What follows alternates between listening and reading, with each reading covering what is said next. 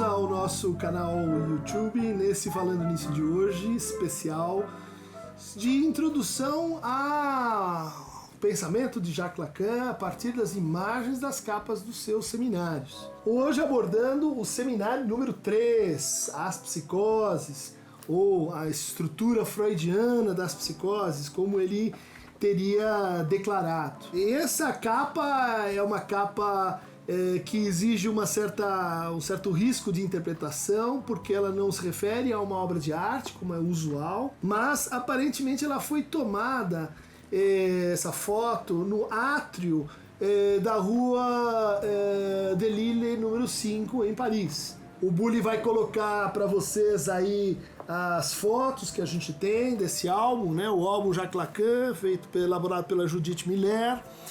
E em algumas dessas fotografias a gente vai encontrar uma folhagem, né? Não sei se vocês estão percebendo aí, que é semelhante à folhagem que a gente tem na capa do seminário, né?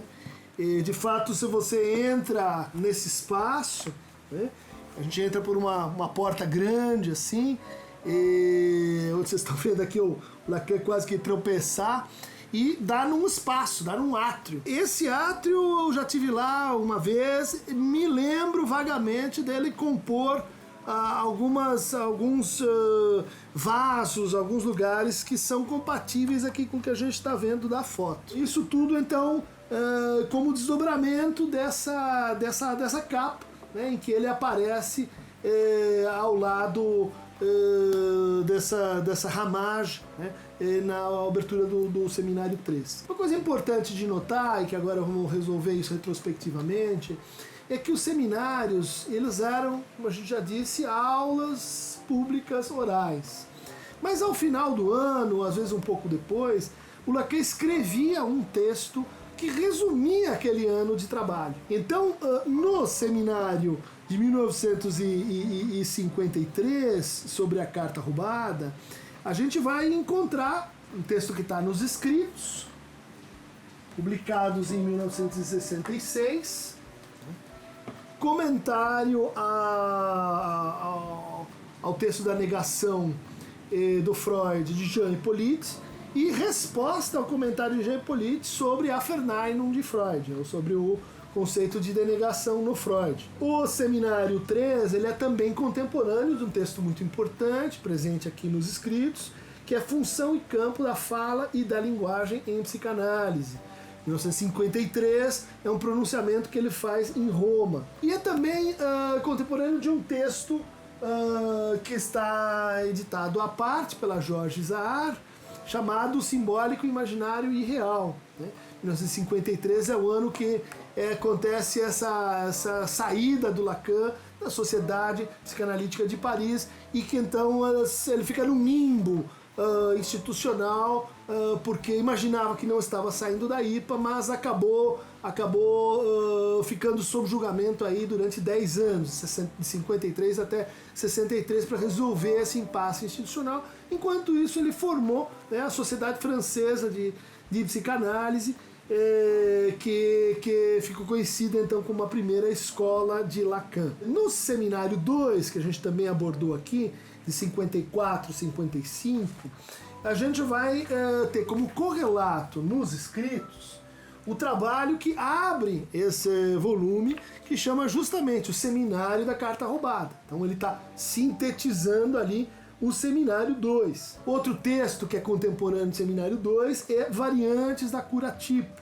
um texto mais sobre clínica, né? Sobre o quê? Sobre a técnica, como diz o título do Seminário 2. Outro texto ainda é A Coisa Freudiana ou Sentido do Retorno a Freud em Psicanálise. É um texto que está nos escritos e que é contemporâneo do Seminário 2. Então a gente pode dizer, o Seminário 2, ele abriu uma nova etapa da teorização, do ensino do Lacan, conhecido como Retorno a Freud. Bom, o Seminário 3 dá continuidade a isso, né? Fazendo então uma leitura cerrada, sistemática, de um caso do Freud, um caso, na verdade, literário, né, ou autobiográfico, que se faz importante para a gente entender esse texto, no caso o Schreber. Então recomendo a vocês o relato autobiográfico, que está saindo agora pela Todavia, uma nova edição, né, Memórias de um Doente dos Nervos, e eu fiz a introdução, a quarta capa dessa nova edição. Recomendo o texto do Freud de 1911, Observações Psicanalíticas sobre um caso de demência paranoide, autobiograficamente descrito. E, finalmente, o próprio texto do seminário, que está discutindo a tradução que a Ida Malkalpain fez do alemão para o inglês desse trabalho. Então, esse texto, ele é contemporâneo, e vocês vão encontrar a síntese dele lá nos escritos, em 1958, num trabalho chamado Questão Preliminar a todo o Tratamento Possível das Psicoses. Há aí um espaço entre o Seminário 3, né, que é de 55-56, e o seu resumo, que é de 1958. Aqui a gente vai ver o Lacan, um dos seus maiores momentos quanto comentador do Freud, né? Ele vai pegar assim, linha a linha, o tratado do Schreber, né? E vai mostrando como se dá um processo novo, que o Lacan vai introduzir na psicanálise, né? Que estava lá no Freud, aparecia num ou outro texto, numa outra expressão, mas que para o Lacan vai adquirir uma qualidade estrutural. Esse processo chama-se Verwerfung, e em francês foraclusion, em português foraclusão. Então a foraclusão do nome do pai, né, essa não inscrição do nome do pai no simbólico, né, impediria, né, que o falo se inscrevesse no campo simbólico e, consequentemente, faria com que aquilo que não foi inscrito no simbólico, aquilo que não foi admitido no simbólico, vai voltar então no real. Aqui ele trabalha ainda com textos anteriores do Freud, onde o Freud vai dizer que para que algo possa ser simbolizado, precisa ser antes afirmado. Essa afirmação fundamental, essa beiaram fundamental, não aconteceria na psicose. E por causa disso, então, por essa não inscrição, o que não se inscreve no simbólico volta no real. A gente está vendo aqui a abertura de um universo completamente novo de considerações sobre a loucura e sobre a psicose. Um universo que não está mais restrito à ideia de que a psicose perdeu a realidade. Está dizendo, a psicose ela perdeu a realidade, como a neurose também perde a realidade. O que nos diferencia, o que diferencia uma coisa da outra é o ponto de retorno. Então ele vai desenvolver essa distinção entre repetição e retorno, ele vai desenvolver toda uma teoria do delírio, de como o delírio ele se desencadeia a partir de fenômenos elementares, uma coisa que ele traz lá do mestre dele em psiquiatria, que é o Claire Rambaud, de como o delírio tem uma função de cura, uma função restitutiva, de como no Schreber a gente tem uma espécie de ordem compreensível para o que está acontecendo com ele, a começar pelos sintomas hipocondríacos, depois a relação dele com o Flechsig, que é o psiquiatra que atende ele na primeira doença, como ele chama, e esse laço que incita fantasias homossexuais, no entender do Freud, como é que isso vai reoperar na segunda volta dessa doença, que caracteriza então esse desencadeamento psicótico. O Lacan vai pensar esse pensamento que o Schreber tem uma vez, quando está acordando, né? Como seria bom ser copulado como uma mulher. E ele repudia esse pensamento, e ele lida muito mal com esse pensamento, e aí sobrevêm respostas, né, de negação que dão origem aos diferentes delírios, de ciúmes e negação, notomaníaco e paranoico que a gente tem aqui no Presidente Schreber. É um texto fundamental que aclara a concepção de estrutura. Então ele está vindo com a noção de estrutura ligada ao seminário 2, onde ele falou da estrutura da fala, e aqui ela vai tentar, com a estrutura da fala, mostrar que ela se articula de uma forma diferente no caso da psicose. O psicótico não recebe sua própria mensagem de maneira invertida, em acordo com o esquema L, mas ele recebe mensagem diretamente do outro. Ele escuta diretamente do outro. Quer dizer, Deus, o outro, o Supremo Ser fala com ele diretamente, e essas são as alucinações. Há um capítulo muito importante nesse seminário,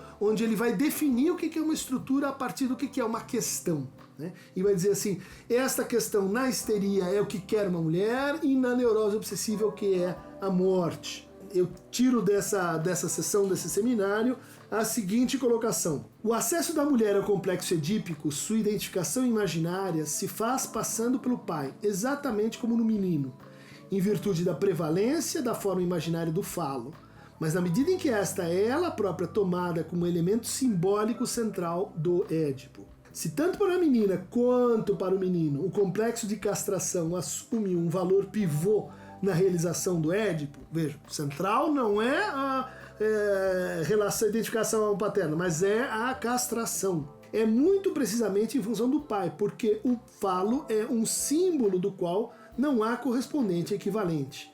É uma das dissimetrias no significante de que se trata. Essa dissimetria significante determina as vias por onde passará o complexo de Édipo. As duas vias fazem eles passarem da mesma vereda, a vereda da castração.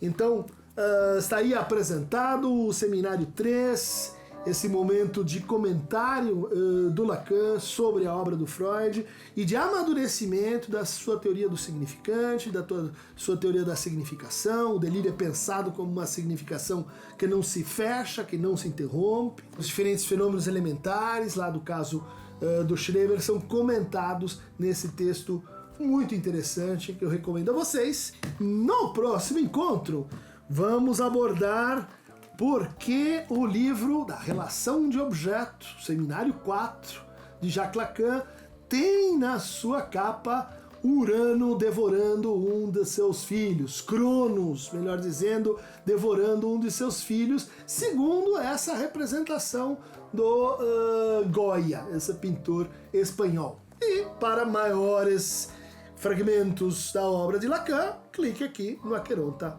Movebo. Por hoje é só, pessoal.